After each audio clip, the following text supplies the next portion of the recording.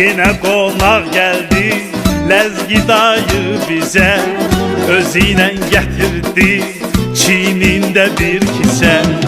Uşaq bunu görüp korktu ve kaçtı, çünkü Lezgi dayı kisesini açtı. Konaklar hamısı, ay konaklar hamısı otaqdan çıktı, otaqdan çıktı. Hadi uşaq niye böyle əsirsən uşaq? Kişi olmalısan, başa düş uşaq. Lezgi niye